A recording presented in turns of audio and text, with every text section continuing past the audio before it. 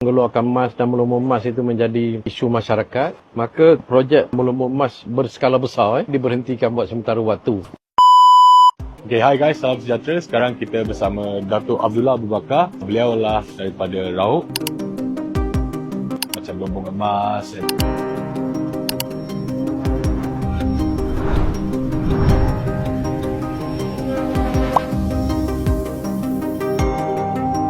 Terima kasih kerana sudi bersama kita hari ini. Bolehkah Datuk share dengan kita serba sedikit pasal sejarah-sejarah yang banyak orang tak tahu pasal Rauk? On the surface, banyak orang tahu macam lumbung emas dan durian apa semua kan. Tapi banyak sejarah ada dekat Rauk ni, Datuk. Ya, terima kasih kerana dapat bersama dengan saya pada petang ini. Jadi untuk makluman semua, bagi daerah Rauk ini, dia mempunyai sejarah yang tersendiri dan sebenarnya banyak sejarah yang tersimpan yang selama ini tidak dapat dibongkarkan kepada media. Untuk makluman semua, Rauk memang satu bandar yang sangat istimewa dan mempunyai pelbagai panorama yang boleh dikunjungi oleh orang luar dan juga sejarah tersendiri yang boleh diketahui oleh orang luar. Dari sudut suasana, panorama dan sebagainya, Rauk sangat istimewa, mempunyai air terjun, mempunyai jeram, mempunyai tanah tinggi dingin iaitu Bukit Fraser dan juga mempunyai kolam takungan air, membekalkan air dari Pahang ke Selangor dan sebagainya. Jadi suasana berkenaan menarik pelancong datang dengan kemudahan-kemudahan yang dah disediakan oleh kerajaan negeri dan juga kerajaan persekutuan untuk sama dinikmati oleh orang ramai. Berkaitan dengan sejarah pula, Rauk ni mempunyai sejarah yang tersendiri. Ramai orang tak tahu sebenarnya. Selain pada pejuang-pejuang, tanah air banyak berasal dari Rauk, tinggal di Rauk dan masih ada lagi kesan-kesan peninggalan sejarah dia. Dan Rauk juga mempunyai sejarah yang tersendiri, seperti bagaimana Rauk ini satu ketika dulu adalah kawasan hitam. Parti Komunis Malaya banyak bertapak di daerah Rauk, di perkampungan-perkampungan Cina dan sebagainya. Kemudian Rauk juga mempunyai sejarah dia juga, iaitu mempunyai padang golf dia yang paling awal di Malaysia. Mungkin yang pertama yang ada di Malaysia, kerana masa itu penjajah-penjajah British dia kan suka main golf. Betul. Jadi dia buat padang golf 9 lubang di Bukit Fraser. Jadi itu adalah padang golf yang pertama. Jadi pekerja-pekerja Lombong, pegawai-pegawai atasan Lombong yang berlombong emas, mereka pergi main golf di Bukit Fraser. Dan padang golf ni masih beroperasi? Padang golf berkenaan masih beroperasi lagi, padang golf 9 lubang. Dan sangat cantik dan sangat menarik untuk dikunjungi. Di tengah-tengah bandar Bukit Fraser. Suasana yang dingin ini menyebabkan bermain golf sangat selesa dan menyeronokkan lah. Terutama ketika zaman dululah. Sekarang ni pun masih dikunjungi lagi. Biasa dari Rauk nak drive ke Bukit Fraser ni agak-agak berapa lama, Datuk? Paling lama pun 40 minit lah. Dan Alhamdulillah kerajaan negeri tidak membenarkan pembangunan yang berleluasa, yang keterlaluan di Bukit Fraser, supaya kita dapat kekalkan suasana sejuk, dingin, nyaman, udara bersih berkenaan. Dan selain pada itu, Rauk ni juga istimewa kerana jarak ke Kuala Lumpur perjalanan biasa lebih kurang 1 jam saja. Betul. Lepas tu jarak nak ke Kelantan pun lebih kurang 1 jam saja. Dan dia tengah-tengah macam center. Nak ke Kuantan mudah, nak ke Cameron Highland mudah, Betul. nak ke Kelantan mudah. Jadi inilah istimewanya. Macam jantung Malaysia kan, dekat tengah-tengah. Betul, macam jantung Malaysia. Dan untuk makluman you all, Rauk adalah bandar kedua di Malaysia ini yang paling selesa untuk diduduki. Walaupun saya ini ada rumah di Kuala Lumpur, ada pejabat di Kuala Lumpur, berniaga di Kuala Lumpur, tapi saya setiap minggu saya mesti balik di Rauk. Berkebun di Rauk, kawan-kawan di Rauk, makanan pun murah-murah, makanan utara ada, makanan Kelantan ada. Jadi saya rasa the best tempat lah kalau untuk kita nak datang dari segi pelancong dan juga untuk melihat kesan-kesan sejarah. Okey, Datuk. Rauk ni sebenarnya dinamakan daripada perbuatan atau kata kerja meraup emas, di mana Betul. daripada pemahaman saya, bandar Rauk ni dibuka sebab awal-awalnya ada lumbung emas, betul? Betul. Boleh Datuk kongsikan serba sikit pasal kegiatan pelumbungan emas masih ada lagi ke, atau pada satu masa yang dulu ke? Boleh kongsikan serba sikit? Di Rauk ni, aktiviti melumbung emas ni dimulai sebelum zaman British datang lagi. Okey. Di sekitar tahun 50-an sudah ada berlaku pelumbungan emas. Tetapi sejak akhir-akhir ini, kerana pelbagai isu mengeluarkan emas dan melumbung emas itu menjadi menjadi isu masyarakat, maka projek melumut emas berskala besar diberhentikan buat sementara waktu. Tapi yang berskala kecil masih berjalan juga dan terkawal oleh pihak kerajaan negeri. Pelombongan emas ini merupakan satu aktiviti utama, terutama di kalangan masyarakat Cina di Bandar Raub dan juga masyarakat Melayu di luar bandar. Mereka melumut emas dan dikatakan emas ni terlampau banyak. Jadi mereka boleh kaut dengan tangan dan diraup dia. Raup dia emas itu dan dapat emas tu.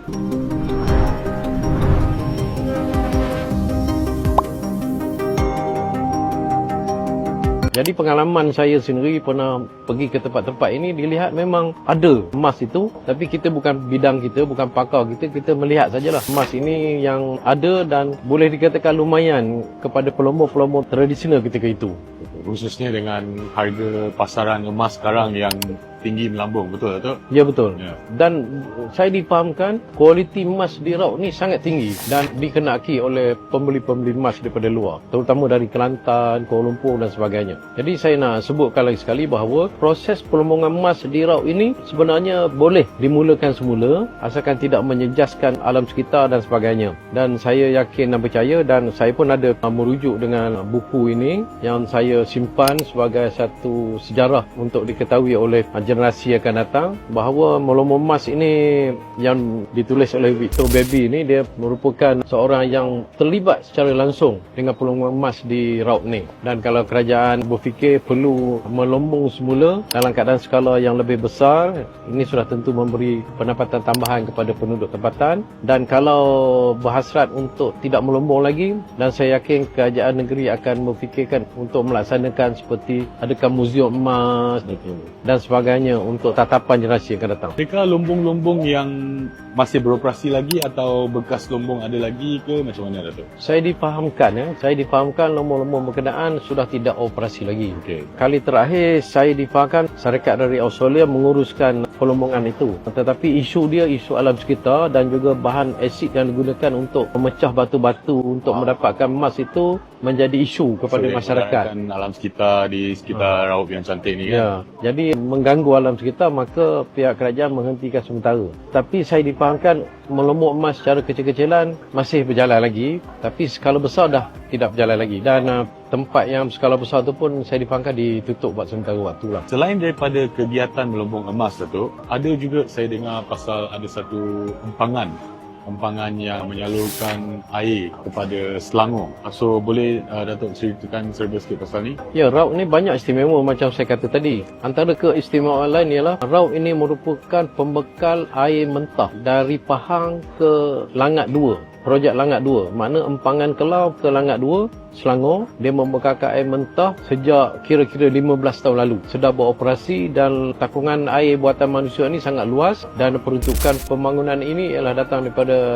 kerajaan Jepun. Kawasan ini seolah-olah sudah menjadi seperti kawasan riadah juga kepada peminat-peminat memancing ikan seperti ikan baung, ikan toman, ikan sebarau dan sebagainya. Sangat meriah. Kalau di sebelah pagi, sebelah petang sampai ke malam penuh dengan kaki-kaki pancing untuk pergi situ. Dan ini merupakan satu kawasan riadah baru. Bukan kata orang Raub saja yang menikmati suasana mancing tu. Ada orang daripada luar negara, ada daripada Vietnam, Kemboja dan orang tempatan dari Temerloh, Kuantan, Kelantan. Mereka datang sini berkemah untuk memancing. Kerana ikan baung, ikan haruan, ikan toman dan sebagainya sangat istimewa. Okey, dan Datuk, lagi satu yang sekarang tengah hot ni, isu durian. Sekarang demand permintaan daripada Raub sangat-sangat tinggi, khususnya kerana muka bumi dan kualiti tanah apa semua. Ini pun dah efek tourism, orang datang ke Raub untuk tengok pengalaman macam mana tengok dusun durian semua. Boleh Datuk ceritakan serba sikit pasal ni? Bila sebut saja Raub, mesti orang teringat Musang King. Betul.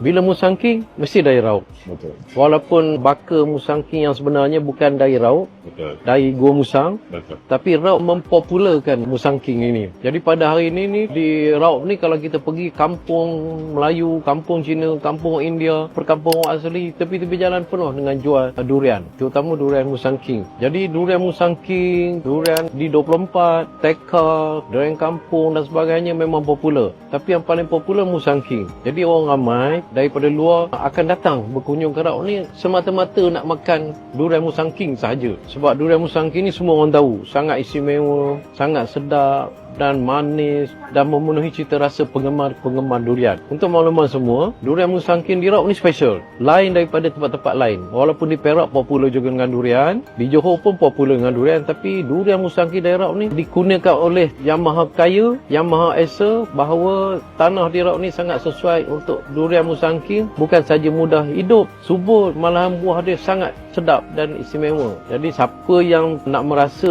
durian Musangking yang sebenarnya, datang ke Raub bila tiba musimnya. Dan saya yakin siapa yang dah makan sekali mesti akan berulang lagi sekali nak makan durian Musangking ni. Jadi itulah istimewa Raub ini. Memang Raub ni identiti dia ialah Musangking. Musangking dan Raub berpisah tiada.